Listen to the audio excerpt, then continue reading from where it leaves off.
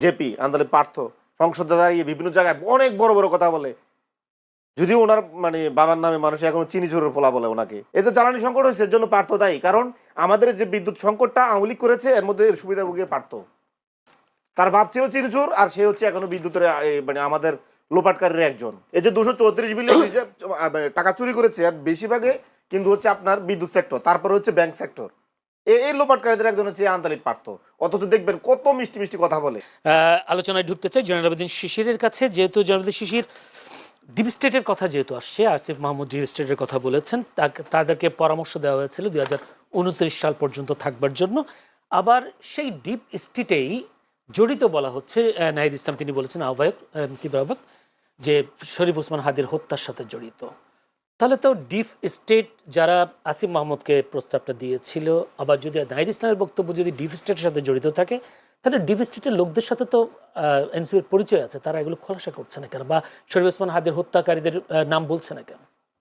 দেখেন, আমরা বরাবরে বলেছি যে 2026 সালে যে নির্বাচনটা হয়েছে, নির্বাচনের আগেও আপনারা অনেক শুতে আমি বলেছি এই নির্বাচনটা একটা পাতানো নির্বাচন হতে যাচ্ছে।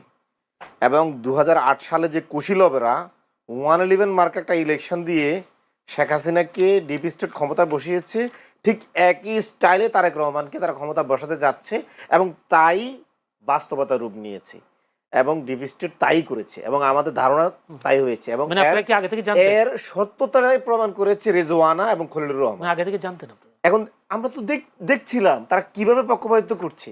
তারপরে নির্বাচন, আপনার নির্বাচন, তারা ভোট গণনা এবং ঘোষণা, ইলেকশন কমিশন কোনোভাবেই আপনার মাঠের রেজাল্টের সাথে ইলেকশন কমিশনের ঘোষিত রেজাল্টের মিল নাই। এখনো 51টা আসনে আমরা বলেছি এগুলো ডিপ স্টেট কারসাজি করে আমাদের 51টা আসনে আমাদের জোটকে হারিয়ে দেওয়া হয়েছে। এখানে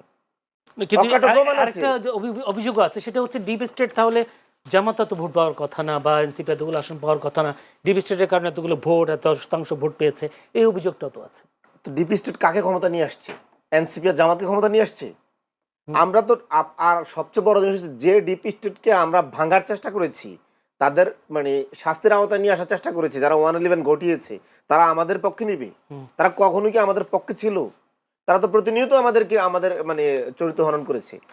একটা প্রশ্ন, ডিপ স্টেট কি আসলে দেশের ভিতরে কেউ নাকি? ডিপ স্টেট তো অবশ্যই দেশের ভিতরে কেউ। যারা 111 প্লেয়ার ছিল তারাই এখন এখানে খেলতেছে।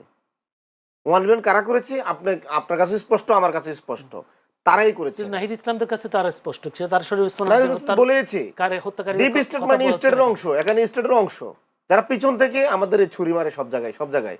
এবং আজকে যারা মানবাধিকার কমিশন করতে দিচ্ছে না, যারা গুম কমিশনে ডিস্টার্ব করছে, যারা রাষ্ট্রের সংস্কারে ডিস্টার্ব করছে, তারাই ডিপ স্টেট।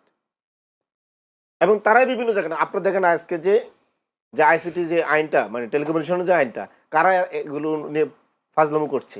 তারা রাষ্ট্রের সংস্কার চাচ্ছে না, তারা চাচ্ছে আবার আগের মতন তারা গুম করার জন্য, তারা চাচ্ছে মানবাধিকার লঙ্ঘন করার জন্য। এখন যারা এই মানবাধিকার কমিশন হতে দিচ্ছে না এবং এটা সংশোধনী করে নিজের পক্ষে নিতে চাচ্ছে, তারাই তো ডিপ স্টেট। তারা মন চাচ্ছে সে মানবাধিকার লঙ্ঘন করবে, তার মন চাচ্ছে সে গুম কমিশন মানবে না, সে গুম করবে।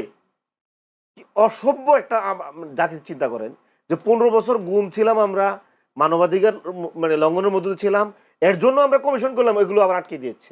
তো আপনি ডিপ স্টেট কারা এখন স্পষ্ট, এগুলো যারা বিরোধিতা করছে তারা ডিপ স্টেট।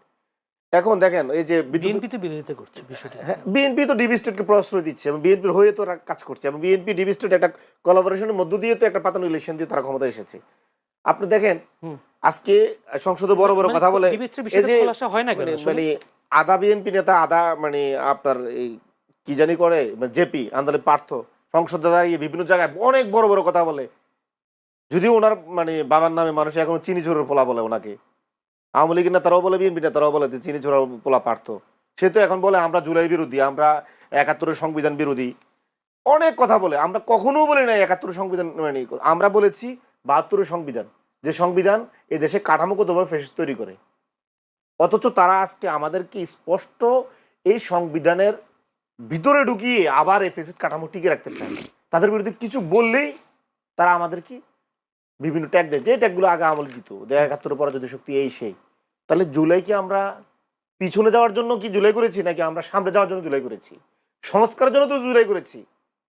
আজকে তো এই যে জ্বালানি সংকটের জন্য তো এই চিনি চোরার পোলা আমদানি পার্থ তো দায়ী। আওয়ামী লীগের যে নেতা সিদ্দিকী নাজমুল আলম বলেছে এই পার্থ শেখ হাসিনার থেকে বিদ্যুৎ কেন্দ্র নিচ্ছে, কুইক রেন্টালের এবং শেখ হাসিনা যে বিদ্যুৎ খাতে যে লুটপাট করেছে, পার্থর শ্বশুর ফ্যামিলি, তার শালা, তার শ্বশুর, তার বউ সবাই জড়িত। এ পার্থ জড়িত। এতে জ্বালানি সংকট হয়েছে, এর জন্য পার্থ দায়ী। কারণ আমাদের যে বিদ্যুৎ সংকটটা আওয়ামী লীগ করেছে, এর মধ্যে এর সুবিধাভোগী পার্থ।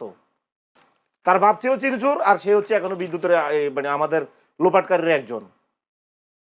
এবং তার পুরো শ্বশুরবাড়ি থেকে শুরু করে তাকে যদি এখন পাকড়াও করা হয়, এটা হবে দেশের জনগণের জন্য সবচেয়ে কল্যাণকর। কারণ আমাদের ব্যাংক সেক্টর থেকেও কিন্তু বিদ্যুৎ সেক্টরে সবচেয়ে বেশি লোপাট হয়েছে। এই যে 234 বিলিয়ন টাকা চুরি করেছে, আর বেশিরভাগে কিন্তু হচ্ছে আপনার বিদ্যুৎ সেক্টর, তারপরে হচ্ছে ব্যাংক সেক্টর। এই লোপাটকারীদের একজন হচ্ছে আন্তালিক পার্থ। অথচ দেখবেন কত মিষ্টি মিষ্টি কথা বলে।